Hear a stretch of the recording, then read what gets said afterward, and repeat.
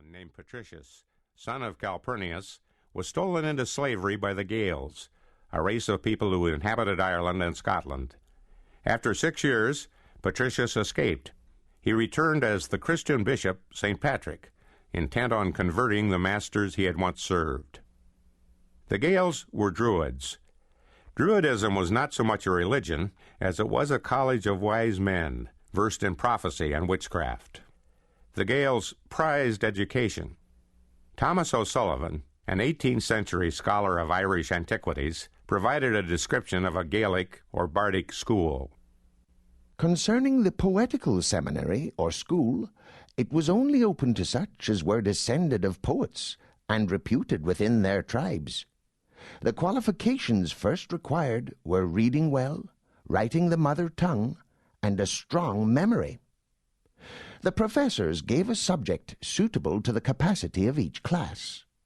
The said subject having been given overnight, they worked it apart, each by himself, upon his own bed, the whole next day in the dark, till at a certain hour, lights being brought in, they committed it to writing.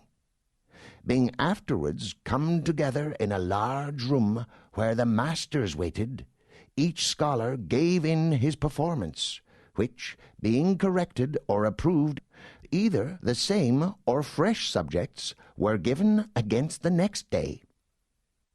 Ireland's reputation for scholarship would grow.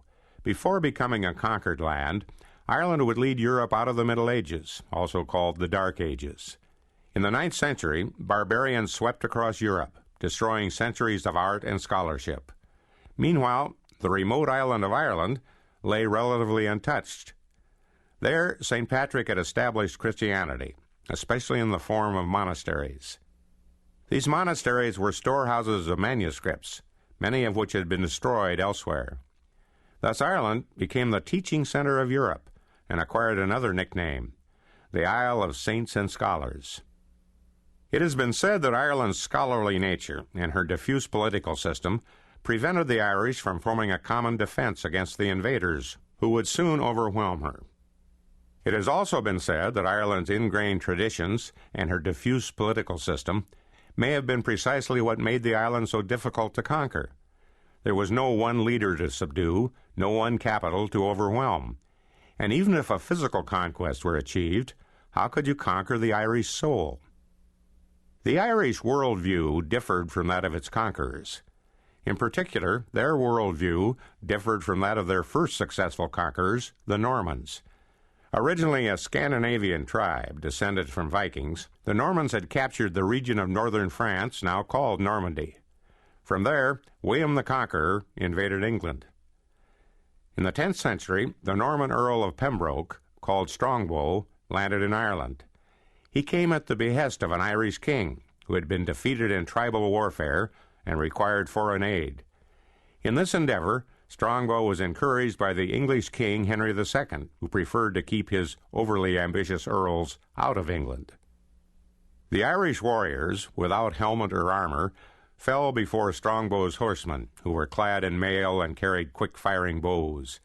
As the Normans advanced, they secured their conquests by building stone castles. The French scholar Roger Chauviret observed, "There was nothing which could bring together the two races, the invaders and the invaded. Neither language, since the one spoke French and the other Gaelic, nor institutions, since on the one side there was the carefully worked out scale of feudalism, on the other the vaguely federal patriarchal tribes, nor juridical conception with primogeniture on one hand and limited election on the other. Nor indeed did they have any common interest. The Irish, in their unsullied pride, were astounded to find themselves being robbed, without any pretext, of lands which their ancestors had possessed from time immemorial, while the Normans looked on them as an inferior and savage race, in any event, without rights with no share in the guarantees secured by the law. Henry II began to fear that a rival state was arising. Backed by 4,000 men-at-arms and 500 knights, Henry landed in Ireland and was officially installed as ruler. His rule was a mere formality. The English could control only the 30 square miles around the southern city of Dublin. Because this area was surrounded by a staked fence or palisade, it was called the Pale. On pain of death, the Irish were to remain outside the Pale. Over the next centuries, a balance of power gradually emerged in Ireland. The Gaels began to use armor and to build castles of stone. Through marriage, bloodlines mingled. Soon, hardly a great house was altogether Gaelic or Norman. The English adopted the Gaelic lifestyle, the poetry and the music, the small harp, the castle bard, and the custom of riding bareback. In Ireland, these assimilated Normans were called Old Foreigners. In England, they were called Degenerate English. For centuries, Ireland was mildly plundered, but basically left alone. English soldiers simply preferred not to serve in Ireland. Some said they would rather go to the gallows.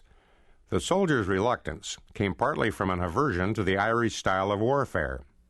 T. Gainsford describes such warfare in his book, The Glory of England.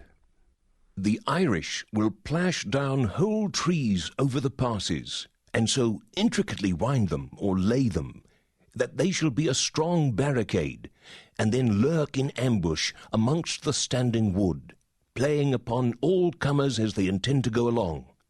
On the bog they likewise presume, with a naked celerity, to come as near our foot and horse as is possible, and then fly off again, knowing we cannot, or indeed dare not, follow them. Then, in the mid-16th century, the Tudor king Henry VIII complicated foreign affairs. After failing to get a papal annulment of his first marriage, Henry broke with the Roman Catholic Church. Both the Irish and British parliaments endorsed this break, and Henry was declared king of this land of Ireland as united, annexed, and knit forever to the imperial crown of the realm of England. The Anglican Church was established in both countries as the state church, with Henry at its head. But since the average Catholic Irishman could still attend Mass, these religious innovations caused little stir. It was not until the reign of Elizabeth I, Henry VIII's daughter, that persecution raged. This persecution was the result of England's budding overseas empire, which brought her into conflict with France. In 1570, Protestant England had a population of 4 million. Catholic France had a population of 20 million and much greater wealth. Geography made Ireland a back door for the invasion of England by any Catholic army. Since the great families of Ireland had a history of forming foreign alliances, Elizabeth felt that the island had to be subdued for England's national security. Ireland was devastated. Harvests were burned, herds were massacred. As the Irish starved, their land was assigned to prominent Englishmen, such as Sir Walter Raleigh and the poet Edmund Spenser. These new owners established a form of feudalism by which the Irish lived as tenants on the land they had formerly owned. This was known as the Plantation of Ireland. The Irish rebelled and were brutally crushed. After all, to the British, the Irish were no more than wild beasts. English reports claimed that Irish children were eating their mothers and old women were cooking children. The wild Irish, as they were called, wore their hair matted over their eyes and went about naked. They were said to scarcely know the purpose of clothing. William Thomas, in his book The Pilgrim, expressed the common British view.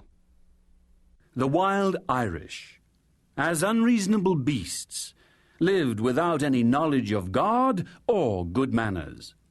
In common of their goods, cattle, women, children, and every other thing. Nor yet any justice executed for murder, robbery, or other like mischief, but the more force had ever the more reason.